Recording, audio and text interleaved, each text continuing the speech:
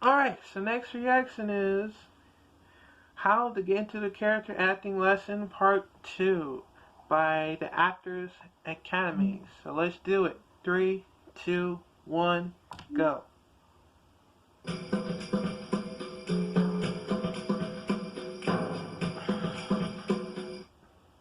Hi everybody, Okay. Welcome to the Actors Academy. Thank you for tuning in today. Welcome to part 2. This is part 2 of how to get into character. Again, if you have not watched part 1, go ahead and watch that one. These videos do work in tandem together, so you have part 1, 2, and 3. It's always good as an actor to know your tools and your options of what you have. My goal is to give you guys all the options that you can actually use and the practical ones, because in this realm of acting, there's a lot of different things that you can do, but there are some things that are way more practical than others. So my goal is to help you guys through all that. So again, if you haven't watched part 1, go back and watch that one, and then come back to this video here. So for part 2, for how to get into character, you guys have probably had this before happen to you, where you guys have had your characters and you're working on them, you're in your room, or you're at home, and it's great. Everything's going the way that you want. You're like, I love this character. We've all had that happen to us. But then you go into the audition, or you go on set for the movie or that TV show, or you go and you're rehearsing a scene for a play, and then what you were doing in your room doesn't equate at all to what you bring now to these different situations. In your room, it was great. Now you're going into these situations, and all of a sudden the character that you had isn't coming forward.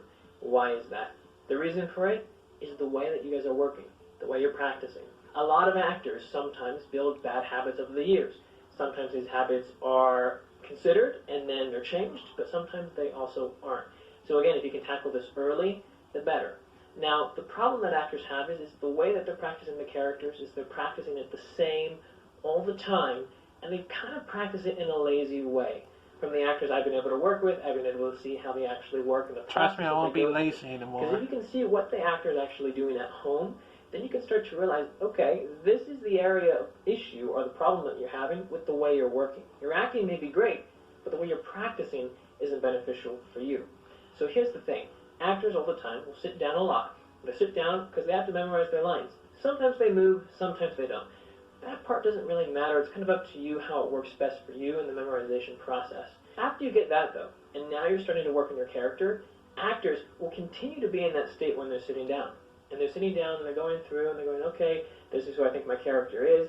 And then they start to run the scene a little bit in their head, or maybe they speak it out loud, or maybe they're doing the scene with somebody. And they're sitting down. This is one of the big problems that actors have. Again, not all actors have this, but this is an issue that some actors have. And if this is you, this is something that you really want to change. Because you get used to this idea of working, it's kind of a lazy way of working. If you're working in this way, once you try to bring it into an audition, or you go on to set, or you're rehearsing with your scene partner, it's going to be way different because you're not going to be sitting down all the time. Sometimes in that audition, maybe you will. Maybe they'll have a chair, maybe you can sit. But there will be auditions out there where casting directors will not have chairs in the room, so you have to be prepared for that, which a lot of actors aren't if they're sitting down all the time. And the casting director may ask you and say, hey, you know what? Get up for the scene. Let's do it standing up. Or you're going to be sitting down and I want you to get up. It's not unnormal for casting directors to give you direction when you're going into that auditioning process. So you have to work on this. My suggestion to you guys is to not just practice it in one way, but change it up a little bit. So don't just practice your character sitting down, because then once you actually go on set and you actually have to move and do different things, you're not going to be malleable if you're just always sitting down. You have to stand up and you have to move. So my suggestion is start playing with your character a little bit more. Play with your character sitting down and doing the scene that way, but then play with the character standing up. Play with the character leaning up against the wall, have the character on the phone, play with the character talking to the other actor, have it be and imagined in your head that the character is angry that you're speaking to. Now have it be that they're happy. Now have it be that they're sad and they're mad. You're playing with different emotions. This is keeping you malleable. It's keeping you able to work in different scenarios and situations. This is one thing that really hinders an actor. If you're working in one way, and you have your character in one way, but something changes now it's hard for you to adapt. If you're already practicing adapting your character and saying, okay, I'm going to do the character sitting down, standing up, physically, and then also mentally going back and forth thinking, okay, the character I'm talking to is going to be happy or mad or sad. It plays with the different varying emotions and physicalities that you can do as an actor. So then, if the casting director does ask you to stand up and do the scene, you can do it.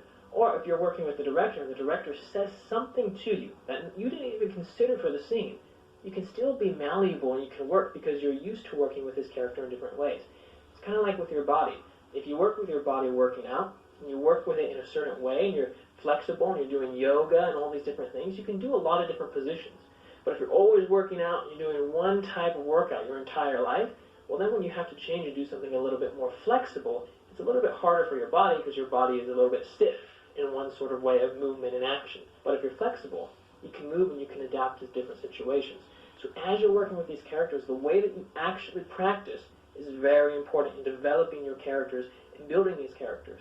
Because if you practice it the wrong way, well, you may be great at home, you may be great in your room, but it doesn't really matter. What matters is how you act when you're in that audition, when you're on set for that TV show or movie, or when you're in that play. Whatever it is, what matters is the character that you bring forth when it counts. Not when you're at home and you're working all by yourself and nobody's looking at you. So, I hope this all makes sense to you guys. Make sure that you guys give this video a thumbs up if it helped you. Share it with another actor. If they need this information, share it with them, show it to them, help them out a little bit more. If you guys are interested in the 10-hour acting masterclass, I will leave that down in the description below. Also in the comment section, it takes about 2 minutes to sign up if you guys are interested in that. And I'll also be leaving the 10 acting resume templates down there as well. Alrighty, see you guys next time. Bye guys. Alright, so I'm still working on the characters. I'm trying my best to be patient if I can. But don't worry, I'll try to be realistic person and all that stuff. So yeah, I'll see you on the next reaction videos.